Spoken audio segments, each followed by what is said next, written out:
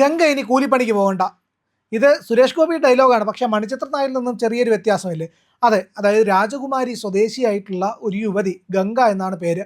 അവർക്ക് ചില ബുദ്ധിമുട്ടുകൾ ജീവിതത്തിൽ, ഗുരുതരമായ പ്രശ്നമെന്ന് വേണമെങ്കിൽ പറയാം, അത്രയേറെ കഷ്ടപ്പാടുകൾ അനുഭവിക്കുന്ന ഒരു യുവതിയായിരുന്നു. അവർക്ക് സുരേഷ് ഗോപി രക്ഷകനായ, ഇല്ലെങ്കിൽ സഹായഹസ്തം നീട്ടിയ ഒരു വാർത്തയാണ് ഇപ്പോൾ വന്നിട്ടുള്ളത്. സാധാരണഗതിയിൽ നമ്മുടെ സുരേഷ് ഗോപി MP, മന്ത്രിയാണ് അദ്ദേഹം. അദ്ദേഹത്തിൻ്റെ വാർത്തകളൊക്കെ വരുമ്പോൾ നമ്മുടെ മാപ്രകളുണ്ടല്ലോ, പരമാവധി അതിനകത്തൊരു കുത്തിത്തിരിപ്പ് സാധ്യത ഉണ്ടോ എന്നാണ് നോക്കാറുള്ളത്. അദ്ദേഹം ഇടത് കൈ കണ്ടാണോ അവരെ കൈ കാണിച്ചത്? അവരോട് നമസ്കാരം പറഞ്ഞില്ല, നമസ്കാരം പറഞ്ഞപ്പോൾ ചിരിച്ചില്ല, ചിരിച്ചപ്പോൾ മുഖം അങ്ങോട്ടിരുന്നു, ഇങ്ങനെ വല്ലതും പറഞ്ഞുകൊണ്ടൊക്കെ ആയിരിക്കും സാധാരണഗതിയിൽ മാപ്രകൾ വാർത്ത കൊടുക്കുന്നത്. സുരേഷ് ഗോപി ചെയ്ത സഹായങ്ങളെ പറ്റിയിട്ടല്ല, സുരേഷ് ഗോപിക്കെതിരായ കുറ്റങ്ങളാണ് നമ്മുടെ മാപ്രകൾക്ക് എന്നും കണ്ണിൽ പിടിക്കുന്ന കാര്യമെന്നുള്ളത്. ഇനി ബാക്കി നല്ലതെന്തെങ്കിലും ചെയ്താലോ പരമാവധി തമസ്കരിക്കാൻ ശ്രമിക്കും, എങ്കിലും ചിലപ്പോൾ കൊടുത്തേ പറ്റൂ എന്നുള്ള അവസ്ഥയിൽ കൊടുക്കാറുമുണ്ട്. അപ്പോൾ എന്തായാലും ഗംഗയുടെ വാർത്ത ഇപ്പോൾ, ഗംഗയെ സുരേഷ് ഗോപി സഹായിച്ച വാർത്ത ഇപ്പോൾ വലിയ തോതിൽ ചർച്ചയാവുന്നുണ്ട്. കാരണം ഈ ഗംഗ എന്ന പേര് തന്നെയാണ് അതിലേറ്റവും ഇൻട്രസ്റ്റിംഗ് ആയിട്ടുള്ള, ഏറ്റവും നല്ല ഹൈലൈറ്റിംഗ് ആയിട്ടുള്ള ഒരു കാര്യമെന്നുള്ളത്. അപ്പോൾ മണിച്ചിത്രത്താഴിലെ ഗംഗയല്ല, ഈ ഗംഗയുടെ പ്രശ്നം എന്ന് പറഞ്ഞു കഴിഞ്ഞാൽ, സ്വയം തൊഴിൽ പദ്ധതിക്ക് ബാങ്കിൽ ചെന്ന്, ഒരു ദേശസാൽകൃത ബാങ്കിൽ ചെന്നിട്ട് ഗംഗ ലോണിന് അപ്ലൈ ചെയ്തു. മുദ്രാ ലോണാണെന്ന് ഓർക്കണം. സാധാരണഗതിയിൽ നമ്മുടെ ബാങ്ക് മാനേജർമാരെല്ലാം പറയുന്നത് എന്താണ്? മുദ്രാ ലോൺ ഞങ്ങൾക്കിവിടെ ഇല്ല എന്ന് പറഞ്ഞുകൊണ്ട് പരമാവധി മടക്കി അയക്കാനാണ് പതിവ്. അല്പം സാധാരണക്കാരും വിദ്യാഭ്യാസം കുറഞ്ഞവരുമായിട്ടുള്ളവരാണെങ്കിൽ അവർ കൊടുക്കാതിരിക്കാനേ നോക്കുകയുള്ളൂ എന്നുള്ളതാണ്. പക്ഷേ ഇത് കൊടുക്കാതിരിക്കേണ്ട ലോണല്ല, കേന്ദ്ര സർക്കാർ കൊടുക്കാൻ വേണ്ടി വെച്ചിരിക്കുന്ന ലോണാണ് എന്നുള്ളതാണ്. കൊളാട്രൽ ഇല്ലാതെ, അതായത് ഈടില്ലാതെ കൊടുക്കേണ്ട ഒരു ലോണാണിത് എന്നുള്ളതാണ്. അതിൻ്റെ പ്രൊസീജിയറിൻ്റെ ചെറിയ പ്രൊസീജിയർ, വലിയ പാടൊന്നുമില്ല. ആ പ്രൊസീജിയർ പാലിച്ച് അവിടെ ചെന്ന് കഴിഞ്ഞാൽ, അപേക്ഷ കൊടുത്തു കഴിഞ്ഞാൽ അത് നിരസിക്കാൻ പാടില്ല എന്നുള്ളതാണ്. അഥവാ നിരസിക്കുന്നെങ്കിൽ വ്യക്തമായ കാരണമുണ്ടാകണം. ഇനി ചെല്ലുന്നവർക്ക് ലോൺ കിട്ടില്ല, തരില്ല എന്ന് പറഞ്ഞു കഴിഞ്ഞാൽ, ഇതിൻ്റെ പിന്നിൽ, ഈ പറയുന്ന അപേക്ഷയുടെ പിന്നിൽ ഒന്ന് എഴുതി തരൂ, ഞങ്ങൾക്ക് ഈ ഇന്ന ആൾക്ക്, ഇന്ന വ്യക്തിക്ക് മുദ്രാ ലോൺ കൊടുക്കാൻ പറ്റില്ല എന്ന് ഒരു ഒപ്പുമിട്ട് സീലും ചെയ്ത് മാനേജറിങ് തന്നാട്ടെ, ബാക്കി ഞാൻ ബാങ്കിങ് ഓംബുഡ്സ്മാൻ്റെ അടുത്തും ഇല്ലെങ്കിൽ റിസർവ് ബാങ്ക് ഓഫ് ഇന്ത്യക്കകത്തും ഒക്കെ ഒന്ന് അന്വേഷിച്ചിട്ട് ഇവിടെ കൊണ്ട് ബാക്കി ഇൻഡാസ് ഇവിടെ എത്തിക്കാനുള്ള ഏർപ്പാട് ചെയ്യാമെന്ന് പറഞ്ഞാൽ ബാങ്ക് മാനേജർക്ക് ലോൺ തന്നേ പറ്റുള്ളൂ. പക്ഷേ അതൊന്നും നമ്മുടെ ആയിട്ടുള്ള ആൾക്കാർക്ക് പലപ്പോഴും ചെയ്യാൻ കഴിഞ്ഞെന്ന് വരില്ല. അവർ ലോണില്ല എന്ന് പറയും. ഈ അധികാരത്തിൻ്റെ ഹുങ്കിരിലിരിക്കുന്ന മാനേജർമാരെ വണങ്ങി തിരിച്ചു പോകേണ്ടിയും വരും. അതായിരിക്കും മിക്കവാറും സംഭവിക്കാറുള്ളത്. ഏതായാലും ഏലത്തോട്ടത്തിൽ പണിയെടുത്തിരുന്ന ഗംഗയ്ക്ക് ഒരു ജീവിതത്തിൽ വലിയ പ്രശ്നം വന്നു. അവരുടെ ഭർത്താവിന് സുഖമില്ലാതായതോടുകൂടി തന്നെ ബസ് ഡ്രൈവറായിരുന്ന അദ്ദേഹത്തിന് ജോലിക്ക് പോകാൻ കഴിയാതായി. അങ്ങനെ കുടുംബം വലിയ ബുദ്ധിമുട്ടിലേക്ക് പോകുമ്പോഴാണ് ഗംഗ ഏലത്തോട്ടത്തിലേക്ക് ജോലിക്ക് പോകുന്നത് എന്നുള്ളതാണ്. അങ്ങനെ ജോലിക്ക് പോയിക്കൊണ്ടിരുന്നു, ബുദ്ധിമുട്ട് രൂക്ഷമായി ബാധിച്ചു കൊണ്ടിരുന്നു. അങ്ങനെയാണ് ഈ പറയുന്ന ഭർത്താവിൻ്റെ അസുഖവും കൂടി ആയതോടുകൂടി വലിയ പ്രശ്നത്തിലേക്ക് പോയി. അങ്ങനെ കഴിഞ്ഞ 13 വർഷമായിട്ട് ഈ ഗംഗ വളരെ ദുരിതം അനുഭവിച്ച് വരികയായിരുന്നു. അങ്ങനെയാണ് നമ്മുടെ സുരേഷ് ഗോപിയെ സമീപിക്കുന്ന കലിംഗ സൗഹൃദ സംഗമം എന്ന് പറയുന്ന പരിപാടി ഉണ്ടല്ലോ, ആ പരിപാടിയിലേക്ക് ഗംഗ ചെല്ലുന്നു. അവിടെ ചെന്നിട്ട് ഏതാണ്ട് 130 കിലോമീറ്റർ വണ്ടി ഓടിച്ച്, സ്കൂട്ടർ ഓടിച്ചാണ് മൂലമറ്റത്ത് നടത്തിയ കലിംഗ സൗഹൃദ സംഗമത്തിലേക്ക് ഗംഗ എത്തുന്നു. അവിടെ ചെന്നു നമ്മുടെ എം പിയോട് കേന്ദ്രമന്ത്രിയായ സുരേഷ് ഗോപിയോട് കാര്യങ്ങൾ പറയുന്നു. ഇങ്ങനെയൊക്കെയാണ് എൻ്റെ ജീവിതത്തിൻ്റെ അവസ്ഥ. വീട്ടിലെ കാര്യങ്ങളെല്ലാം സുരേഷ് ഗോപി ചോദിച്ചറിയുന്നുണ്ട്.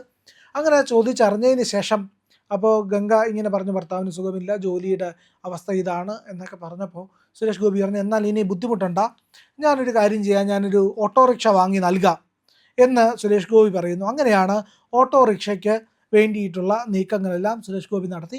കഴിഞ്ഞ ദിവസം സുരേഷ് ഗോപിയുടെ PA ഗംഗയെ വിളിക്കുന്നു. ഗംഗയെ വിളിച്ചിട്ട് പറയുകയാണ്, നമുക്ക് ഒരു ഓട്ടോറിക്ഷ എല്ലാം റെഡിയായിട്ടുണ്ട്, അത് ഷോറൂമിൽ എല്ലാം പറഞ്ഞ് അതിൻ്റെ പൈസയെല്ലാം അടച്ചിട്ടുണ്ട്, അവിടെ ചെന്ന് അടുത്ത ദിവസം ചെന്ന് വണ്ടി എടുത്തോളൂ എന്ന് പറഞ്ഞു. അങ്ങനെ ഗംഗ നേരെ അവിടെ പോയി വണ്ടി എടുത്തു എന്നുള്ളതാണ്. അപ്പോൾ ഗംഗയുടെ ലൈഫ് മിഷൻ്റെ ഭാഗമായിട്ടുള്ള വീട് പണി നടന്നുകൊണ്ടിരിക്കവെയാണ് ഗംഗയുടെ ഈ പറയുന്ന ഓട്ടോറിക്ഷയും കൂടെ ലഭിക്കുന്നത് എന്നുള്ളത്. അപ്പോൾ ഇരട്ടി മധുരത്തിലാണ്, വളരെ സന്തോഷത്തിലാണ് ഗംഗ.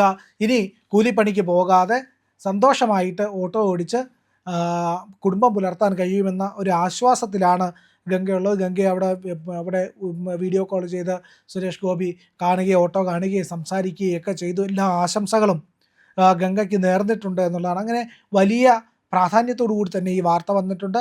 നമ്മുടെ സോഷ്യൽ മീഡിയയെല്ലാം തന്നെ ഈ വാർത്തകൾ ഇപ്പോൾ വൈറലാണ്. സുരേഷ് ഗോപിയുടെ സഹായവും ഈ ഗംഗയെ പറ്റിയുള്ള ഈ ഡയലോഗും ഒക്കെ തന്നെ ഇപ്പോൾ വളരെയധികം ചർച്ച ചെയ്യപ്പെട്ടിരിക്കുകയാണ്. അങ്ങനെ നമ്മുടെ സുരേഷ് ഗോപിജി ഒരുപാട് ജീവിതങ്ങളിലാണ് വെളിച്ചമേകാറുള്ളത്. അങ്ങനെ അതിൻ്റെ വാർത്തകളെല്ലാം തന്നെ പുറത്തേക്ക് വരാറുമുണ്ട്, പലതും വരാറുണ്ട്. ഈ നെഗറ്റീവ് വാർത്തകൾ എന്നൊക്കെ ഞാൻ നേരത്തെ പറഞ്ഞല്ലോ, അത് പലതും എന്ന് പറഞ്ഞു കഴിഞ്ഞാൽ അദ്ദേഹം അറിയാത്ത കാര്യങ്ങളായിരിക്കും എന്നുള്ളതാണ്.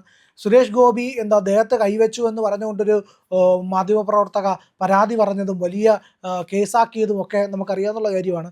പക്ഷേ ഇവിടെ ഈ പറയുന്ന ചെറിയാൻ ഫിലിപ്പിൻ്റെ കാര്യം വന്നപ്പോഴത്തേക്ക് ഇവിടുത്തെ മാധ്യമപ്രവർത്തകരെല്ലാവരും കമാന്നൊരു അക്ഷരം മിണ്ടിയില്ല. ആലിംഗനം ചെയ്യാൻ പോയ കേസ് അദ്ദേഹത്തിന് ഇത്തരം ദുരുദ്ദേശം ഇല്ലാതിരിക്കുക, അങ്ങനെയൊന്നും ഉണ്ടായിരുന്നിരിക്കില്ല. എങ്കിലും വലിയ തോതിൽ ഈ പറയുന്ന വാർത്ത അന്ന് വലിയ തോതിൽ പ്രചരിച്ചിരുന്നു. സുരേഷ് ഗോപിക്കെതിരായിട്ടുള്ള വാർത്തകളൊക്കെ അന്ന് കൊടുക്കാനായിട്ട് മാപ്രകൾക്ക് വലിയ ഉത്സാഹമായിരുന്നു. അത് മാത്രവുമല്ല, അന്ന് തെരഞ്ഞെടുപ്പ് കാലമായിരുന്നു. ആ തെരഞ്ഞെടുപ്പ് കാലത്ത് എത്രത്തോളം സുരേഷ് ഗോപിക്കെതിരായിട്ട് വാർത്തകൾ ചെയ്യാമെന്നായിരുന്നു മാധ്യമപ്രവർത്തകർ ആലോചിച്ചിരുന്നത്. അങ്ങനെ ഒരുപാട് മാധ്യമപ്രവർത്തകർ സുരേഷ് ഗോപിയെ ആക്രമിക്കണം എന്ന ആവേശത്തോടു കൂടി നിന്നത് അതിന് പലതിനും ഞാൻ നേരിട്ട് സാക്ഷിയുമായിട്ടുണ്ട് എന്നുള്ളതാണ്. അങ്ങനെ വലിയ വൈരാഗ്യത്തോടു കൂടി നിന്ന മാധ്യമപ്രവർത്തകർ നമ്മുടെ സമൂഹത്തിലുണ്ട് എന്നുള്ളത് എനിക്ക് നേരിട്ടറിയാവുന്ന കാര്യം കൂടിയാണ്. അതുകൊണ്ട് തന്നെ അത് നിഷേധിച്ചൊരുത്തനും എൻ്റെ അടുത്ത് വരില്ല എന്നുള്ളതാണ്. സുരേഷ് ഗോപിക്കെതിരായിട്ട് ഗൂഢാലോചന ചമയ്ക്കാൻ ഇവന്മാരെല്ലാം ഉണ്ടായിരുന്നു എന്നുള്ളതാണ്. ഓക്കെ, അതെല്ലാം അവിടെ നിൽക്കട്ടെ. പക്ഷേ നമ്മുടെ പ്രധാനപ്പെട്ട കാര്യമെന്ന് പറയുന്നത് സുരേഷ് ഗോപി ചെയ്ത കാര്യങ്ങൾ അതിനെ നെഗറ്റീവായിട്ട് കാണാനാണ് നമ്മുടെ പല മാധ്യമങ്ങൾക്കും താല്പര്യം എന്നുള്ളതാണ്. ഒന്നാലോചിച്ച് നോക്കൂ, അദ്ദേഹം രാഷ്ട്രീയത്തിലേക്ക് ഒന്നും വരാത്ത കാലത്താണ് HIV ബാധിതരായിട്ടുള്ള 2 കുട്ടികളുടെ വീട്ടിലേക്ക് അദ്ദേഹം ചെല്ലുന്നത്. ആരും അവരെ അടുത്തേക്ക് പോകാനോ അവരെ എടുക്കാനോ അവർക്കൊരു ഉമ്മ കൊടുക്കാനോ തയ്യാറാകാതിരുന്നപ്പോഴാണ് സുരേഷ് ഗോപി ചെന്ന് അവരെ എടുത്ത് അവർ 2 പേരും കൂടെ ചേർന്ന് സുരേഷ് ഗോപിയുടെ ഇരു കവിളുകളിലും ഉമ്മ വയ്ക്കുന്ന ആ വാർത്തയും ചിത്രവുമൊക്കെ അന്ന് വലിയ തോതിൽ പ്രചരിച്ചെന്ന്. അന്ന് ഈ മാധ്യമപ്രവർത്തകർ ഈ പറയുന്ന വലിയ സുരേഷ് ഗോപിക്കെതിരെ ഗൂഢാലോചന നടത്താൻ നിന്ന, ഇല്ലെങ്കിൽ ഈ വീരസ്യം പറയുന്ന മാധ്യമങ്ങൾ ആരെങ്കിലും അവരെ തിരിഞ്ഞു നോക്കിയിട്ടുണ്ടായിരുന്നു? ഇല്ല. ആരും നോക്കാത്തവർക്ക്, ആരും ഒന്നും ചെയ്യാത്തവർക്ക് വേണ്ടിയിട്ട് ചെയ്യാനായിട്ട് ചിലരൊക്കെ എത്തുമെന്നുള്ളതാണ്. അത് ഈശ്വരകൃപയും ഈശ്വര കടാക്ഷവും ഒക്കെ ഉള്ളവരാണ് അത്തരത്തിൽ ചെല്ലാറുള്ളത് എന്നാണ്. ആരുമില്ലാത്തവന് ദൈവം ഉണ്ടെന്ന് പറയില്ല. അത് ദൈവത്തിൻ്റെ കരങ്ങളാണ് അദ്ദേഹത്തിലൂടെ പ്രവർത്തിക്കുന്നത് എന്നുള്ള കാര്യത്തിൽ എനിക്ക് സംശയമില്ല. സാധാരണ ജനങ്ങളായിട്ടുള്ള കേരളത്തിലെ ഒരു മനുഷ്യന് സംശയമുള്ള കാര്യമായിരിക്കില്ല എന്നുള്ളതാണ്. കാരണം പലപ്പോഴും ചോദിക്കാറുണ്ട്, ഈ ആത്മീയ വിഷയങ്ങളിലൊക്കെ ചോദിക്കാറുണ്ട്, ആർക്കാണ് മോക്ഷം കിട്ടുക, മുമുക്ഷുത്വം അല്ലെങ്കിൽ മോക്ഷത്തിന് അർഹത ആരാണ് എന്നുള്ള മറ്റുള്ളവരുടെ വേദന സ്വന്തം വേദനയായിട്ട് കാണുന്നവർക്കാണ് ഈ പറയുന്ന മോക്ഷത്തിന് അർഹത എന്നുള്ളതാണ്. അങ്ങനെയുള്ള തപസ്വികൾ, മഹാജ്ഞാനികളൊക്കെ നമ്മുടെ നാട്ടിലുണ്ടായിരുന്നു എന്നുള്ളതാണ്.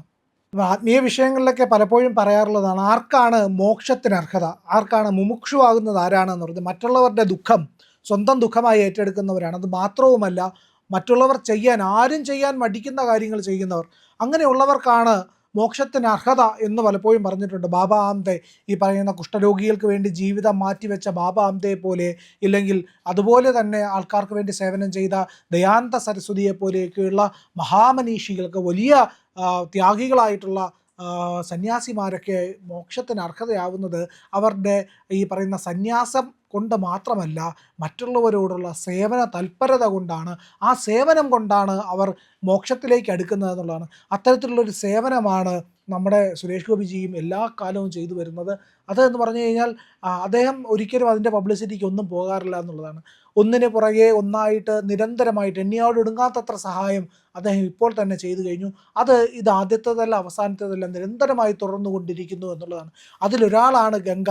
ആ ഗംഗയ്ക്കാണ് സുരേഷ് ഗോപിയുടെ ഈ സഹായം എത്തിയിരിക്കുന്നത്. ഗംഗയുടെ ഇനി മുന്നോട്ടുള്ള ജീവിതം കുടുംബത്തിന് ഏറെ സന്തോഷവും സമാധാനവും ഐശ്വര്യവുമൊക്കെ നിറഞ്ഞതാകട്ടെ എന്ന് നമുക്ക് പ്രാർത്ഥിക്കാം. സുരേഷ് ഗോപിയുടെ ഈ സത്പ്രവൃത്തി നിരന്തരമായി തുടർന്നുകൊണ്ടിരിക്കുന്നത് അതെന്നും ഈ സമൂഹത്തിന് വെളിച്ചമേകി ഇങ്ങനെ തുടരട്ടെ എന്നും പ്രാർത്ഥിക്കാം. പ്രിയപ്പെട്ട പ്രേക്ഷകരെ, ഇന്ത്യ ലൈവ് പതിവുപോലെ നമ്മൾ പറയുകയാണ്, മാധ്യമങ്ങളിൽ വരാത്ത, മറ്റു മാധ്യമങ്ങൾ പറയാത്ത വാർത്തകളാണ് നിങ്ങളുടെ മുന്നിലേക്ക് കൊണ്ടുവരുന്നത്. ഇത് പറയാൻ ഞങ്ങൾക്ക് പ്രേരണയും ശക്തിയും നിങ്ങളാണ്. നിങ്ങൾ ഞങ്ങളുടെ കൂടെ ഉണ്ടാവണം. ഞങ്ങളുടെ ചാനൽ സബ്സ്ക്രൈബ് ചെയ്യണം. നമുക്കൊരു ചാനൽ കൂടിയുണ്ട്, C4N, C4N മലയാളം. കൂടുതൽ വാർത്തകൾ നമ്മുടെ ഈ പ്ലാറ്റ്ഫോമിൽ തന്നെ കൊടുക്കാൻ കഴിയാത്തതുകൊണ്ടാണ് C4Nൽ പുതിയ വാർത്തകൾ കൊടുക്കുന്നത്. അപ്പോൾ ആ ചാനലും കൂടി ഒന്ന് സബ്സ്ക്രൈബ് ചെയ്യണം. ഇന്ത്യ ലൈവ് ഉറപ്പായിട്ടും ചെയ്യണം. C4N കൂടെ, C4N, C എന്ന് പറഞ്ഞാൽ ക്രെഡിബിൾ, ഫോർ എൻ നേഷൻ, രാജ്യം. നമ്മുടെ രാജ്യത്തിന് വേണ്ടിയാണ്. രാജ്യം വിട്ട് ഒരു കാര്യവും ഇന്ത്യ ലൈവിനില്ല. അതുകൊണ്ട് ഞങ്ങളുടെ കൂടെ ഉണ്ടാവണം എന്നുകൂടി അഭ്യർത്ഥിക്കുന്നു.